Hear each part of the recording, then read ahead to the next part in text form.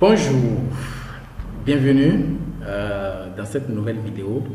Nous allons commencer avec le quatrième module qui parle de la recherche de mots-clés et du contenu. Recherche de mots-clés. Voilà, c'est de ça qu'on va parler dans cette vidéo de façon... Je vais chercher aussi dans Google comme d'habitude. Je fais ces recherches-là pour vous montrer que vous-même, vous pouvez apprendre le SEO en ligne si vous avez vraiment la volonté. Ou si vous avez la volonté, vous allez apprendre. Il y a tout en ligne. Il y a tout en ligne. Voilà, donc comment trouver les mots-clés. En fait, beaucoup se demandent. Oui, j'ai suivi beaucoup de formations en SEO, je comprends un peu, mais comment l'appliquer sur les sites web? C'est là que les bonnes choses là commencent. Je suppose que quelqu'un vous confie un site web et vous dit voilà, il faut voir qu'est-ce qui ne va pas sur le site et qu'est-ce que vous pouvez faire, quelle est votre stratégie. On vous envoie le lien. Qu'est-ce que vous allez faire? Par où vous allez commencer? Donc c'est de ça qu'il s'agit dans cette vidéo. Moi, lorsqu'on m'envoie un lien, un nom de domaine pour un site web, on me dit de vérifier. Je parle toujours des sites qui ont été créés il n'y a pas longtemps, donc inutile d'aller faire audit pour voir ce qui ne va pas ou ce qui va. Vous n'en savez rien. C'est comme vous amenez un bébé à la consultation. Le docteur ne peut pas demander au bébé ce qui ne va pas, parce que le bébé ne parle pas. Ouais. La maman peut juste dire que le bébé ne fait que pleurer. Si c'est un adulte, c'est un ancien, vous pouvez utiliser les outils pour auditer, parler avec le site pour voir ce qui ne va pas. Mais voilà que ce n'est pas un ancien, ce n'est pas un adulte, c'est un bébé. Donc il n'y a pas de données. C'est à vous, avec des expériences, de savoir ce qu'il faut corriger, ce qui ne va pas. Alors, chers amis, en SEO, la chose la plus importante pour réussir le SEO, c'est la recherche de mots-clés et le contenu. Plus vous faites des recherches efficaces sur vos mots-clés, plus vous rédigez des contenus uniques pour votre site, plus Google vous pousse très haut dans les résultats de recherche. C'est pour ça que, en tant que spécialiste en SEO, vous devez passer assez de temps à chercher des mots-clés pour votre employeur, à rédiger des contenus uniques. Si vous ne pouvez pas rédiger, cherchez juste des spécialistes pour rédiger. Moi, pour mon expérience, pour les plus de 30 000 heures de travail que j'ai eu à faire en SEO, je ne rédige pas de contenu. Je demande toujours à mon employeur de trouver des personnes qualifiées pour rédiger des contenus. Je fais la recherche des mots-clés, je soumets les mots-clés avec les volumes de trafic mensuels. Et à base de ça, les rédacteurs rédigent et moi, j'optimise. Donc, si vous ne pouvez pas rédiger, n'allez pas faire de copier-coller et rédiger. Donc, la recherche des mots-clés, la rédaction du contenu du site web, c'est la base, le moteur du référencement naturel. Plus c'est unique, c'est informatif, je sais pas, plus il y a cette qualité, plus Google admire et vous pousse, vous hisse très haut dans les résultats de recherche. Alors, j'ai parlé de mots-clés. À ce niveau, à ce stade, chers amis, il vous faut, si vous voulez faire un travail de qualité, surtout en 2023, avec tout ce qui se passe en ligne, il vous faut forcément un outil. Il n'y a pas d'outil gratuit qui puisse bien faire le travail. Vous pouvez faire des outils gratuits, vous pouvez utiliser des outils gratuitement, mais pour un travail efficace et aider vraiment quelqu'un et répondre à ses attentes, il vous faut forcément des outils abonnement. Vous allez payer par mois. Donc, je prends par exemple cet outil-là pour la recherche des mots-clés. Je reprends, le client me confie un site. Il me dit vraiment, le site a été créé depuis 2 mois, 3 mois, mais je ne sens rien, on ne bouge pas. La première des choses, comme je l'ai dit, il faut vérifier si le site a été soumis, si le sitemap de ce site a été soumis. En faisant quoi? Je l'avais fait dans la vidéo précédente. Il faut juste écrire site, 2 points, et quoi? Site, 2 points, le nom de domaine. Donc vous écrivez, vous allez voir. Si vous voyez le résultat ici, ça veut dire que le site a été soumis et que c'est 8 pages qui sont affichées, qui sont indexées. Donc vous allez vérifier si c'est effectivement 8 pages que contient le site. S'il y a d'autres pages, pourquoi ces pages ont été explorées mais n'ont pas été indexées, et vous allez corriger. Ça fait partie des parties, ça fait partie des aspects techniques du SEO. On va pas aller là d'abord. Donc nous sommes à quelle étape? La base, le commencement. On me confie le site. La première des choses, quel est le service ou le produit qui est mis en avant sur le site? Ça constitue votre mot-clé. Ça, c'est la première des choses. On m'envoie l'URL, je dois aller vérifier quel service le monsieur vend, quel produit il vend. Si c'est des tas de produits, ou bien si c'est des tas de services, vous allez l'aider à revoir d'abord l'architecture pour que vous puissiez classer les produits domaine par domaine. Ça va vous aider plus à faire le travail. Si c'est des produits, vous structurez ces produits-là domaine par domaine. Quand je prends un menu produit chaussures, je structure tout en ordre. Menu peut-être habits pour enfants, je structure, quoique ce n'est pas la bonne formule. La bonne formule, c'est de dire à votre employeur de privilégier un produit ou un service. Un produit ou un service, et vous vous concentrez dans ça. Google fait toujours un travail extraordinaire.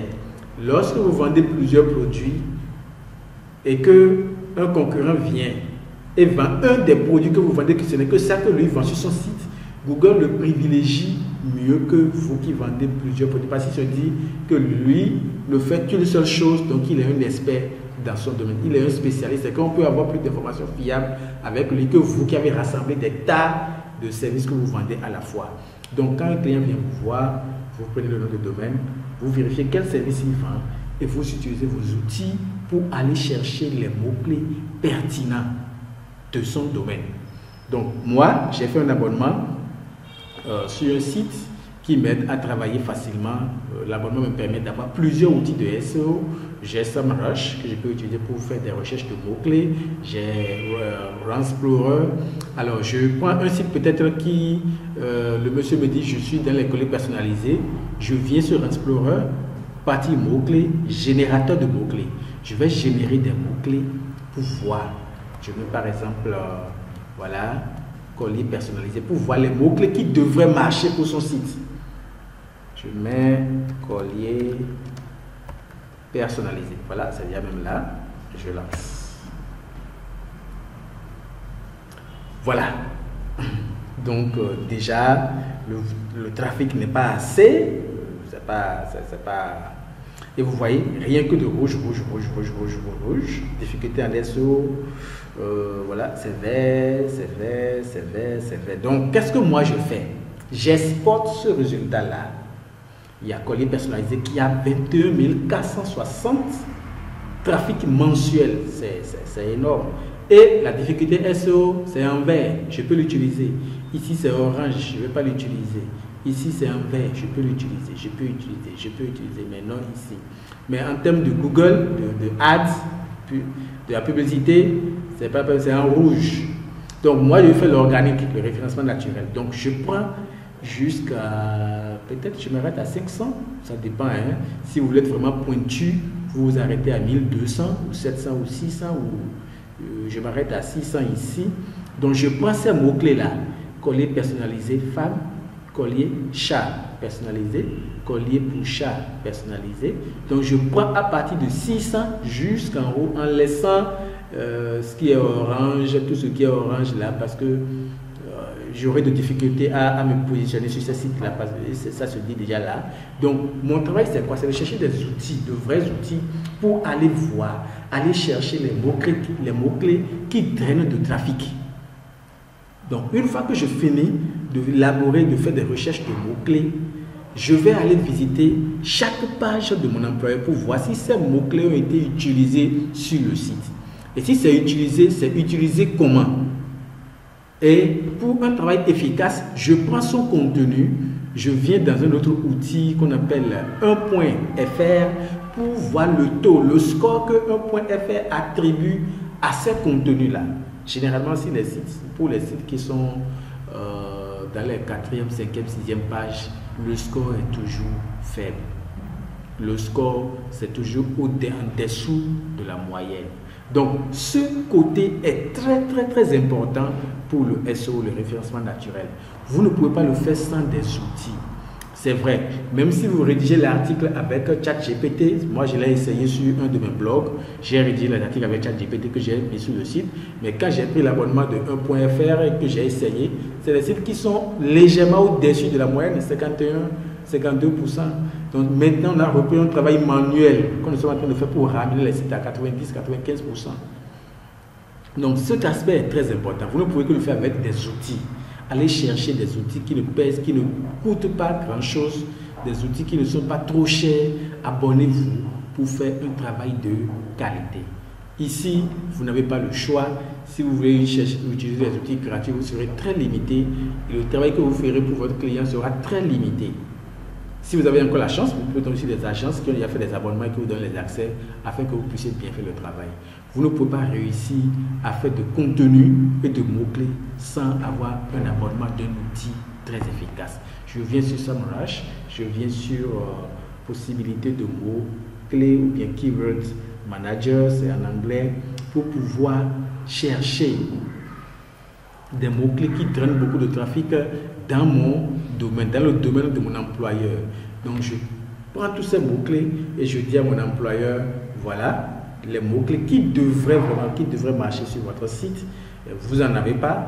Il faut que le rédacteur nous aide à avoir des contenus sur ces mots-clés-là, sur la page d'accueil, sur les différentes pages de services ou qui vendent des produits. Vous allez dans les configurations pour pouvoir mettre ces mots-clés, les optimiser. Et c'est d'ailleurs, ceci va d'ailleurs faire l'objet de la vidéo suivante qui va parler de l'optimisation des pages et des articles. Donc, avant d'aller optimiser une page ou optimiser un article, vous devez forcément chercher des mots-clés qui marchent, les mots-clés qui ont du trafic, les mots-clés qui traînent vraiment de trafic de façon organique. Et pour le faire, il faut d'abord faire une analyse un peu concurrentielle pour voir qu'est-ce que les concurrents de votre employeur utilisent comme mots-clés. Vous laissez ces mots-clés de côté parce qu'ils sont déjà là avant vous. Vous ne pouvez pas venir du jour au lendemain et dire que vous allez occuper leur place. Vous basez sur les mots-clés qu'ils ont laissés, qu'ils n'ont pas utilisés. Et ces mots-clés, vous allez les utiliser. Donc ici, vous voyez, Explorer s'est arrêté jusqu'à combien? 99. Donc moi, si j'allais mettre, choisir des mots-clés ici, je choisirais tout ce qui est marqué vert. Mais en termes de publicité, il faut aller au-delà de ces montants-là pour pouvoir battre ces records qui sont là. Donc voilà ce que je voulais partager avec toi. Le contenu est très important pour le site web. La recherche de mots-clés est très importante pour les sites web, pour le contenu. Donc, lorsque quelqu'un vient vous voir, je dis juste la première étape, c'est d'aller vérifier quels sont les mots-clés qu'il a déjà utilisés. Est-ce que ces mots-clés drainent du trafic? Si ces mots-clés ne drainent pas de trafic, selon son contenu, selon ce qu'il vend comme service ou produit, vous allez utiliser des outils pour aller générer des mots-clés qui drainent du trafic. Et c'est à base de ces mots-clés que vous allez rédiger des contenus pertinents, des contenus qui vont aider à traîner de trafic. Et pour rédiger ces contenus, dès que vous finissez de rédiger, soit avec ChatGPT ou ce que vous voulez, il faut toujours venir utiliser ces outils-là, Test Optimizer ou bien 1.fr, où vous pouvez aussi utiliser Paraphraseur pour pouvoir réécrire des contenus que vous avez trouvés qui existaient déjà et faire de ces contenus des contenus uniques. Voilà ce que je voulais partager avec toi dans ce module. Si vous avez aimé, likez la vidéo, partagez et restez câblés pour la suite pour voir comment on optimise une page et un article de blog. Merci d'avoir suivi. Bye bye.